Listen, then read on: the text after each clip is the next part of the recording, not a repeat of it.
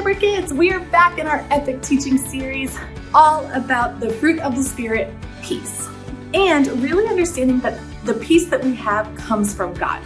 So today we have another experiment because last week you guys were so great in sending me updates about the crawling colors. I got so many pictures and the time that it took you guys to get a full rainbow, and I want to see you guys do another experiment at home with your grown-ups.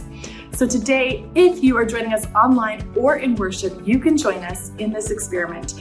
In the description below, you'll see all of the materials you'll need to do this experiment with us.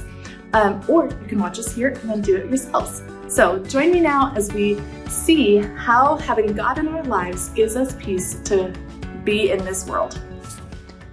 Our experiment begins with 4 clear cups filled almost to the top with water, a piece of sturdy paper, a spoon, food coloring, regular table salt, and a grown-up. To begin, we are going to start with a control experiment. This experiment will show us what will happen when we don't have God's peace in our lives. We are going to begin with 2 of the 4 cups. In one of the cups, we will be adding food coloring. This food coloring represents the world and the sin and sadness and chaos in it.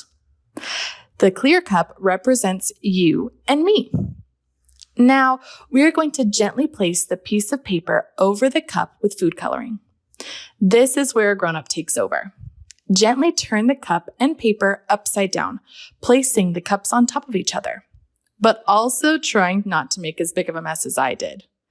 Then carefully remove the paper. The food coloring entered the water, or the world entered into us. However, with our other 2 cups, we are going to do the exact same thing.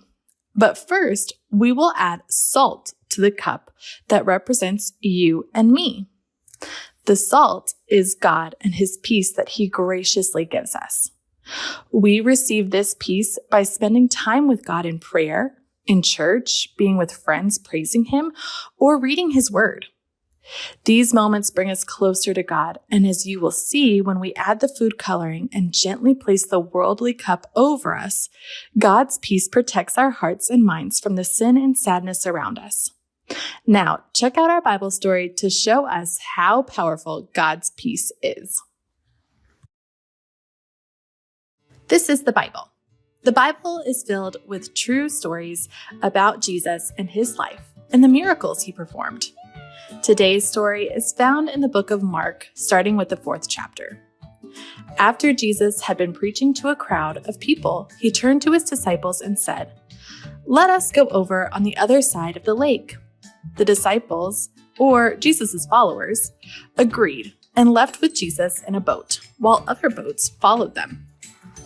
As they sailed across, Jesus fell asleep at the stern of the boat. Suddenly, a furious storm came and waves came up over the side of the boat, so that it was nearly swamped. The disciples were scared and woke Jesus up, shouting, "Teacher, don't you care if we drown?" Jesus got up and rebuked the wind and the waves and said, "Quiet, be still." Immediately the winds died down, and it was completely calm. Then Jesus said to His disciples, "Why are you afraid? Do you have no faith?" The disciples were terrified and asked each other, "Who is this? Even the wind and the waves obey Him."